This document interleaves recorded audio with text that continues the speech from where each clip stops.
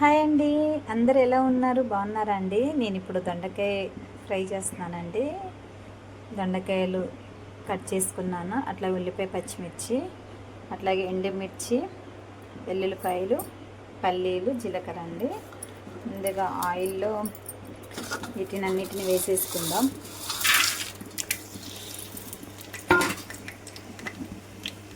కరివేపాకు కూడా వేసుకుందామండి.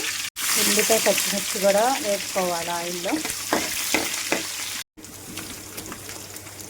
తాలింపు అనేది మగ్గిపోయిందండి. ముందుగా కట్ చేసి పెట్టుకున్న దొండకాయ ముక్కలు కూడా వేసేసుకుందాం.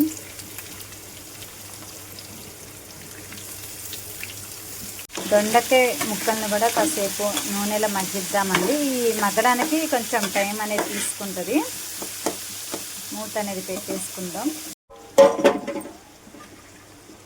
దొండకాయలు అనేవి మగ్గుతున్నాయండి. దీంట్లో తగినంత పసుపు అనేది యాడ్ చేసుకుందాం.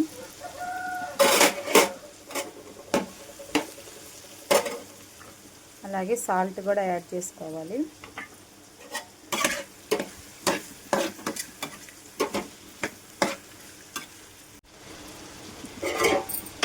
కొంచెం సేపు మగ్గనిద్దామండి. మూత అనేది పెట్టుకుందాం. అలాగే నేను పక్కన మిరియాల రసం అనేది పెట్టుకున్నానండి, మరుగుతుంది. టమాటా చారు, తేలు అనేవి మగ్గిపోయినాయండి. తగినంత కారం అనేది వేసుకుందాము.